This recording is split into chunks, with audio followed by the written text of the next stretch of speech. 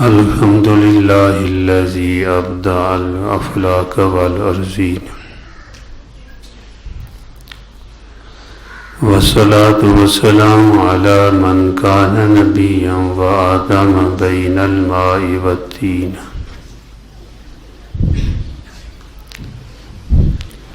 وعلى آله وصحبه وآل بيته أجمعين.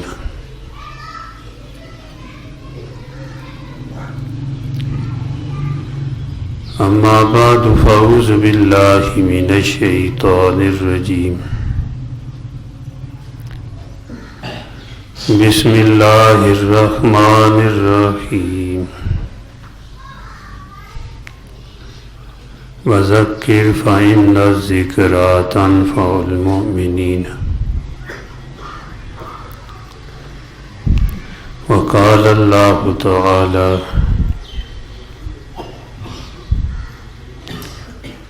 إن الله وملائكته يصلون على النبي يا أيها الذين آمنوا صلوا عليه وسلموا تسليما. دروش اللهم صل على محمد وعلى آل محمد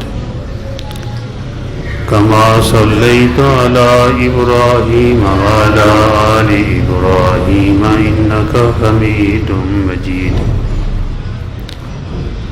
اللهم بارك على محمد وعلى آل محمد كما باركت على إبراهيم وعلى آل إبراهيم إنك حميد مجيد. یا رب صل وسلم دائما ابدا على حبیبک خیر الخلق کلہم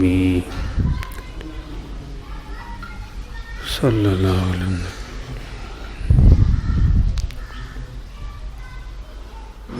دنیا میں کتنے لوگ ہیں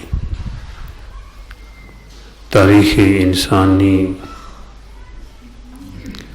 اور قرآن و سنت سے ان کی معلومات حاصل ہوتی ہے کہ اللہ کے لیے، دین حق کے لیے بادشاہیوں کو چھوڑ دیا، بڑی بڑی دولت کو چھوڑ دیا اللہ کی رضا کے لیے. لیکن کسی اللہ والے نے، دین والے نے دین نہیں چھوڑا دنیا کے پیچھے لگ کر. حکیم الامت مولانا اشرف علی تھانوی رحمۃ اللہ علیہ فرماتے ہیں کہ بہت سارے بادشاہ ملتے ہیں تاریخ انسانی میں کہ جنہوں نے اللہ کے لیے بادشاہی کو چھوڑ دیا، دنیا کو ٹھوکر لگا دی. لیکن ایک بھی ایسا آدمی نہیں ملتا کہ جس نے دنیا کو اختیار کیا ہو، دین والا ہو اور دین کو چھوڑ دیا ہو. اپنی جانیں دے دی، سب کچھ قربان کر دیا، لیکن دین کو نہیں چھوڑا. حضور پاک صلی اللہ علیہ وآلہ وسلم نے خود اپنی امت کو ایک واقعہ سنایا. حضرت عبداللہ بن مسعود رضی اللہ تعالی عنہ فرماتی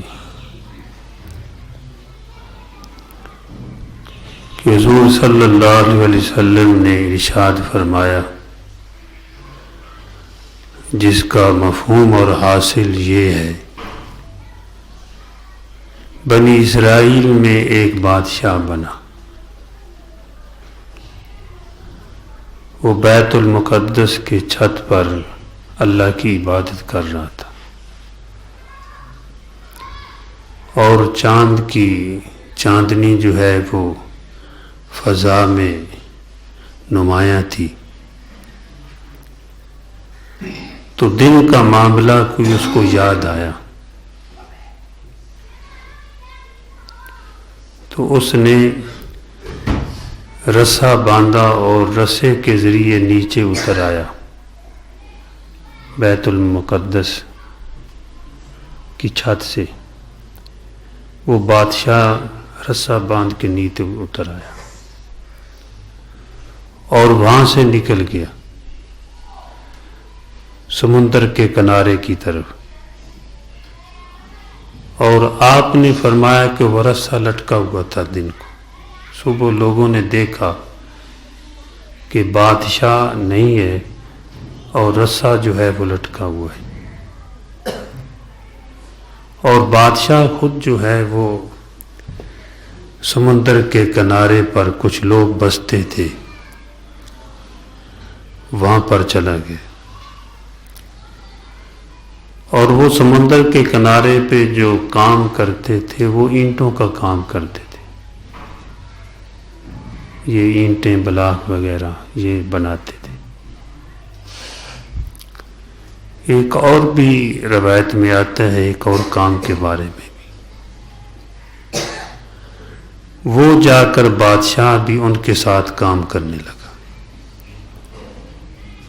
تھا بادشاہ، لیکن ان مزدوروں کے ساتھ مزدوری کرنے لگا، اینٹیں بنانے والوں کے ساتھ اینٹیں بنانے لگا، اور وہ ہفتے میں ایک دن کام کرتا تھا،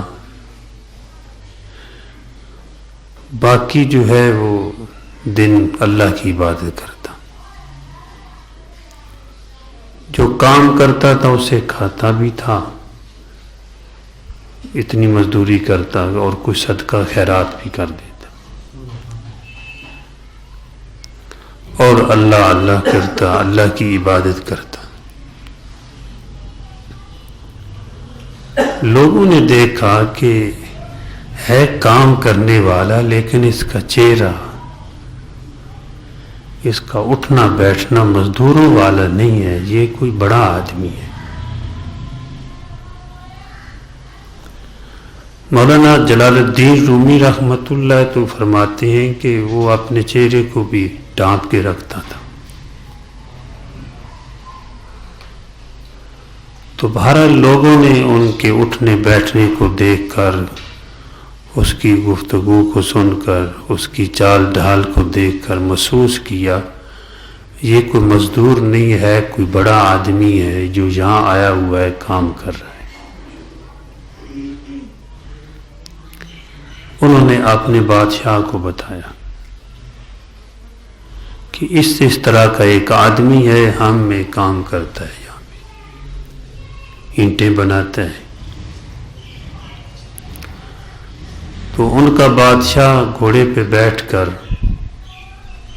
ان کے پاس آیا۔ پہلے اس نے بلایا بادشاہ نے، اس نے کہا مجھے کیا بادشاہ سے کوئی سروکار، یعنی میں اپنی مزدوری کر کے کھاتا ہوں، بادشاہوں کے پاس میں نے کیا کرنا جا کے۔ اور واقعہ ہی جو لوگ دل کے بادشاہ ہوتے ہیں وہ بادشاہوں کے بادشاہ ہوتے ہیں، جو دل کا فقیر ہے وہ فقیر ہے۔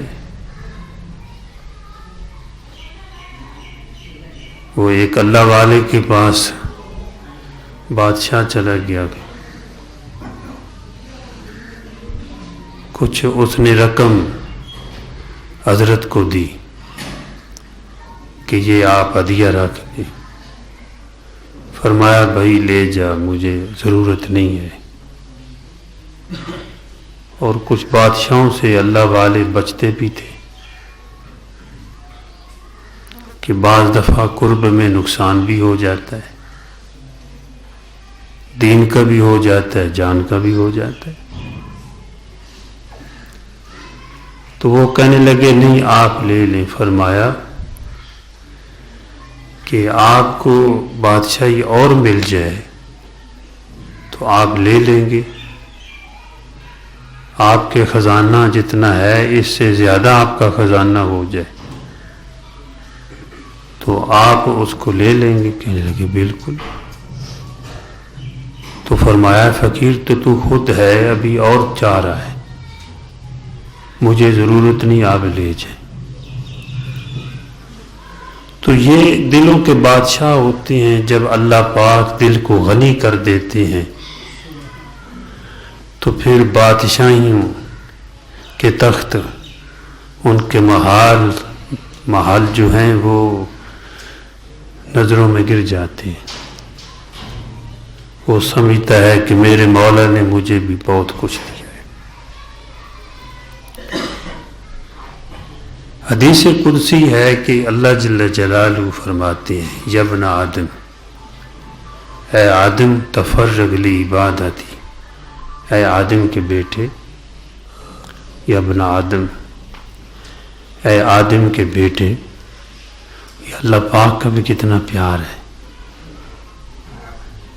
کہ آدم علیہ السلام کے ہر آدمی کو یہ فرما رہے ہیں کہ اے آدم کے بیٹے، پیغمبر کے بیٹے، سب ہی حضرت آدم علیہ السلام کی اولاد ہے۔ یہ بھی جملہ محبت بھرا ہے۔ کو آدمی کسی کے معزز باپ کا نام، دادا کا نام لے کر پکارے تو پیار آتا ہے۔ تو اللہ پاک فرماتے ہیں کہ اے آدم کے بیٹے، تو میری عبادت کے لیے فارغ ہو جا، میں تیرے دل کو غنا سے بھر دوں گا اور تیری روزی کو مجتمع کر دوں گا۔ دل بھی غنی ہوگا، روزی کو، تجھے روزی کے پیچھے زیادہ بھاگنا نہیں پڑے گا، روزی بھاگ کے تیرے پاس آئے گی۔ تیری روزی کو مجتمع کر دوں گا، جمع کر دوں گا۔ اگر تو ایسا نہیں کرے گا تو میں تیرے دل کو فقر سے بھر دوں گا اور تیری روزی کو منتشر کر دوں گا، پھیلا دوں گا، بھاگتا پھرے گا، اور تیرے دل کو تفکرات سے بھر دوں گا۔ تو اللہ پاک کی عبادت پہ جو لگ جاتے ہیں، اللہ پاک دنیا کے کام بھی ان کے لیے آسان کر دیتے ہیں۔ جتنے لوگ نمازی ہیں، تلاوت کرنے والے ہیں، اللہ اللہ کرنے والے ہیں، کام ان کے بھی ہو رہے ہیں، ان میں ذمہ دارہ بھی کرنے والے ہیں، تجارت بھی کرنے والے ہیں، اور کئی سلطنت پہ بھی ان کو حاصل ہے کوئی نہ کوئی درجہ، لیکن ان کے کام بھی ہو رہے ہیں، بلکہ آسانی سے ہو رہے ہیں ان کے کام۔ جو ایسا کرنے والے ہیں، ہر آدمی لوگوں کی زندگی پہ نظر کر کے دیکھ سکتا ہے، بلکہ علماء نے لکھا ہے، مشائخ نے۔ اللہ اکبر، بڑی پیاری بات ہے۔ اللہ سمجھ عطا فرمائے ہمیں بھی اور سارے مسلمانوں کو، کہ عالم ارواح میں اللہ جل جلالہ نے ارواح کے سامنے، روحوں کے سامنے مختلف چیزیں پیش کی، یعنی زراعت پیش کی۔ کچھ لوگوں نے کہا کہ کچھ ارواح نے ہمیں یہ زراعت چاہیے، ذمہ دار، اللہ پاک نے ان کو زراعت دے دی۔ تجارت پیش کی تو کچھ لوگوں نے کہا کہ ہمیں تجارت چاہیے، کہ یہ تجارت ہم کریں گے، اللہ پاک نے ان کو تجارت دے دی۔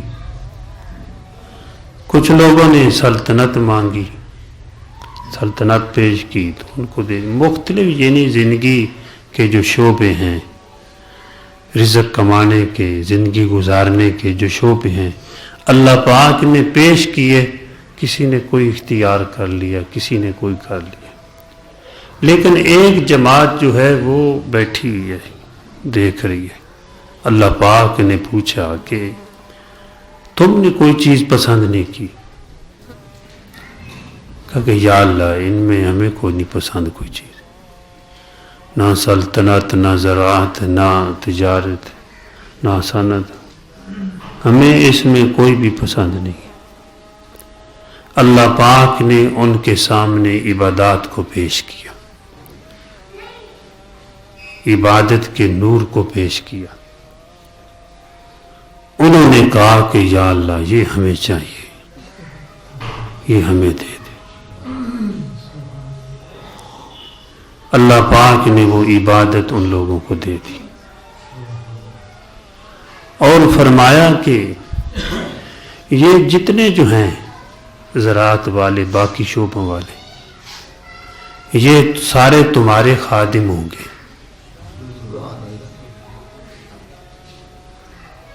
सब तुम्हारी खिदमत करेंगे। और फिर कसम खाई कि मुझे अपनी ज़ात की कसम कि जो लोग तुम्हारी खिदमत करेंगे, तुम उनकी शफाअत करोगे तो मैं कबूल करूंगा। मतलब क्या है कि जो तुम्हारे साथ जुड़ गए, तुम्हारी इबादत में जिन्होंने ताअवुन किया, अल्लाह पाक भी फरमाती है वतन आमनु बिल बिर्रि व तक़वा, कि नेकी और तकवा के कामों में ताअवुन करो। तो अल्लाह पाक ने ये कसम खाकर फरमाया कि जो तुम्हारी खिदमत करेंगे, तुम उनकी शफाअत करोगे, मैं कबूल करूंगा, उनको भी माफ कर दूंगा। कैसा जोड़ा आपस में।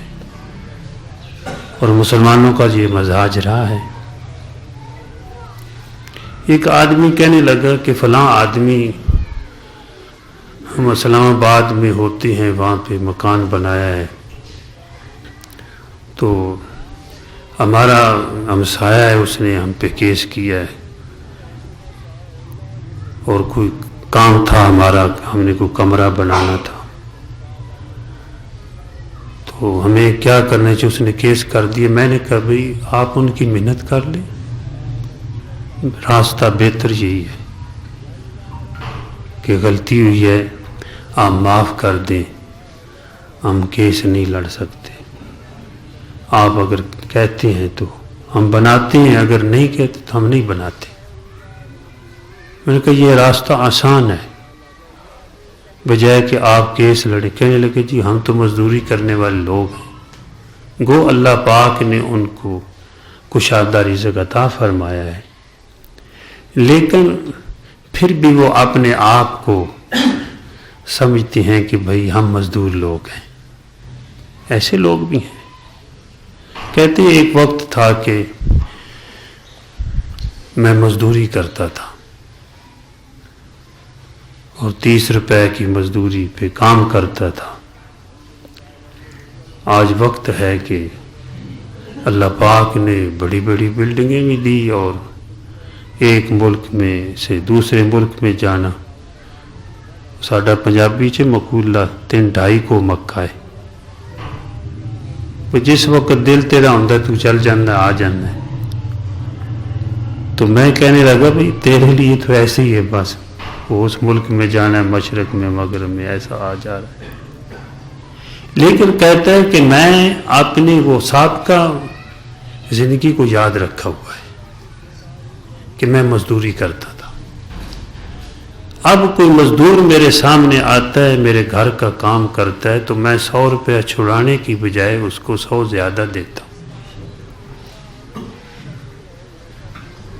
कहने लगा कि बड़ी शर्म की बात है, बाज लोग लाखपति और करोड़पति और बड़े बड़ा पैसा होता है, मजदूरी कोई करता है 500-600 की, वो कहता है 100 रुपया फिर भी छोड़ देते हुए फिर छुड़ाता है।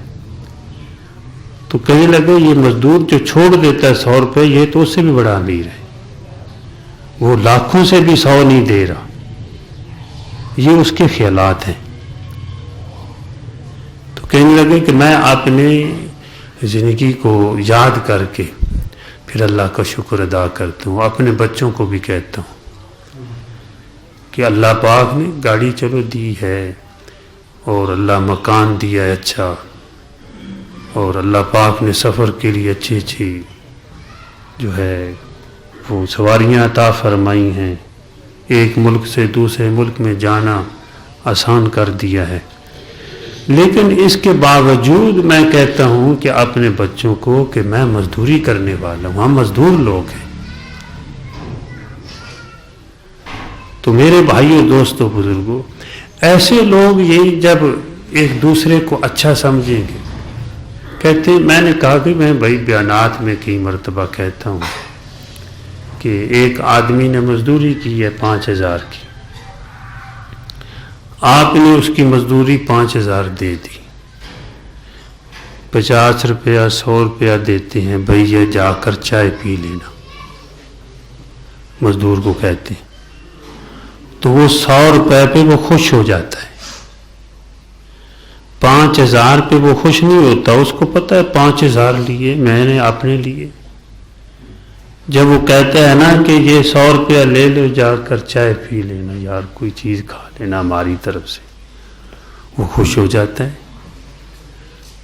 اس کی بات میں نے سنی تو میں نے کہا بھائی میں بھی اکثر یہ بات تو کرتا رہتا ہوں، بہت اچھا عمل ہے آپ کا، کوئی اچھا کام کرے تو اس کو شاباش دینی چاہیے، اس پہ اس کو دعا دینی چاہیے، بجائے آدمی کہ یہ ایسا کیوں کرتا ہے۔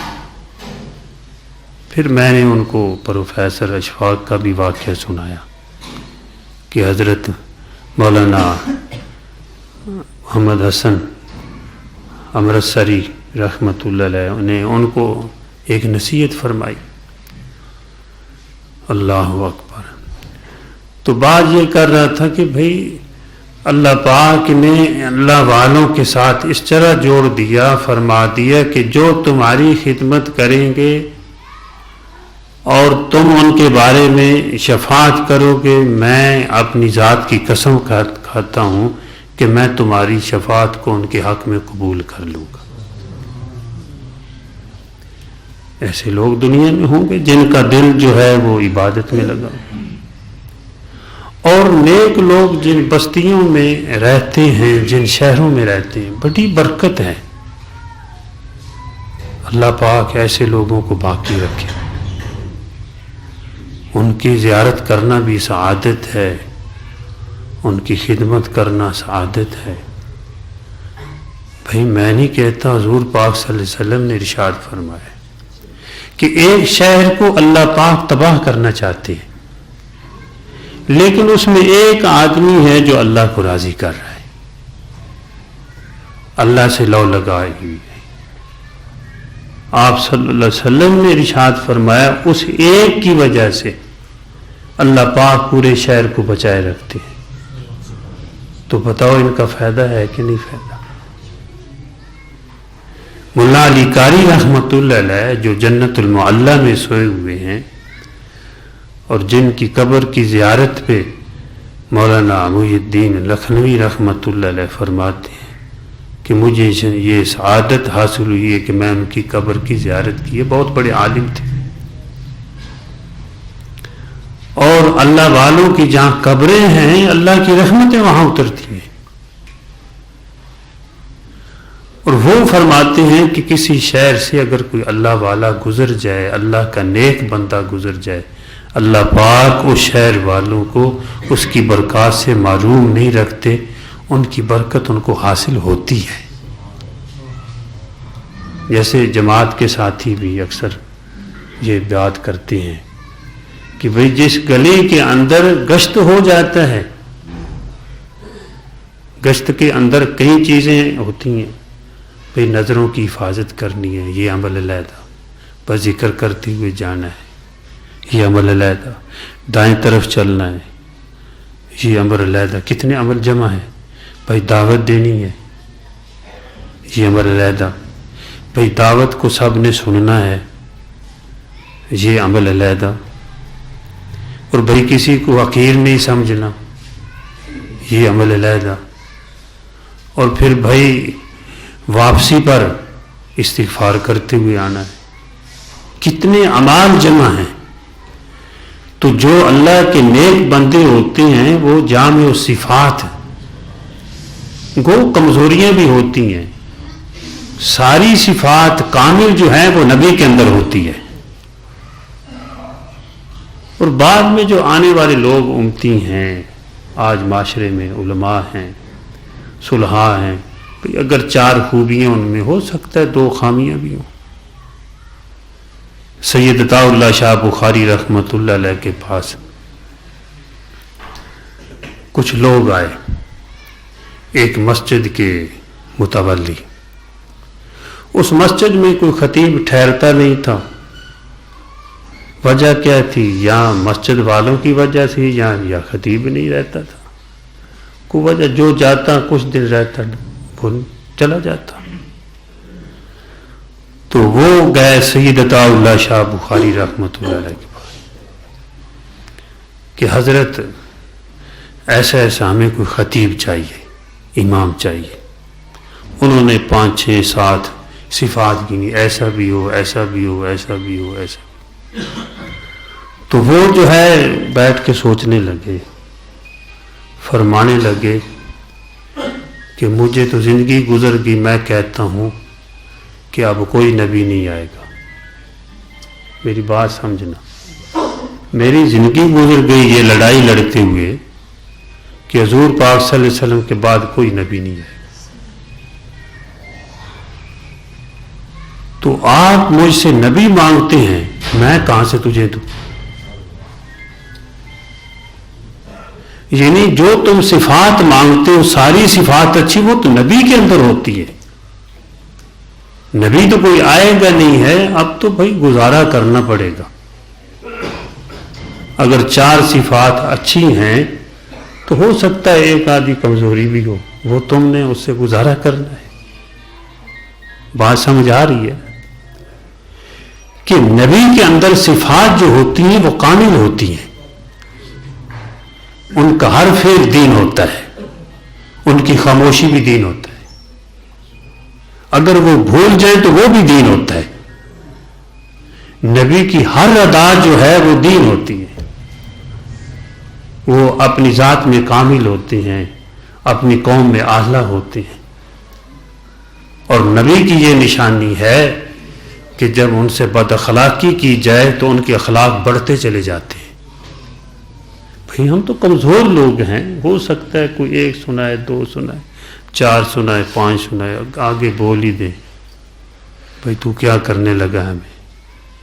لیکن پیغمبر کی یہ صفت ہوتی ہے کہ جتنے ان کے ساتھ کوئی بد اخلاقی کرتا ہے اور وہ ان کے اخلاق بڑھتے چلے جاتے ہیں. تو یہ ہے کہ کوئی کو کمزوری تو ہوتی ہے. تو بات یہ کر رہا تھا کہ وہ بادشاہ جو تھا وہ اللہ کی عبادت، ایک دن مزدوری کرتا اور باقی سارے دن عبادت کرتا اور کچھ صدقہ خیرات کر دیتا. تو لوگوں نے بادشاہ کو بتایا کہ اس طرح کے ایک آدمی ہے، وہ مزدور نظر نہیں آتا. بھائی میں ایک حدیث سنا رہا ہوں، جو بعد میں آئے ہیں ان کو ہو سکتا ہے نہ پتہ ہو. تو وہ بادشاہ ایسا ہے کہ کوئی بڑا آدمی ہے.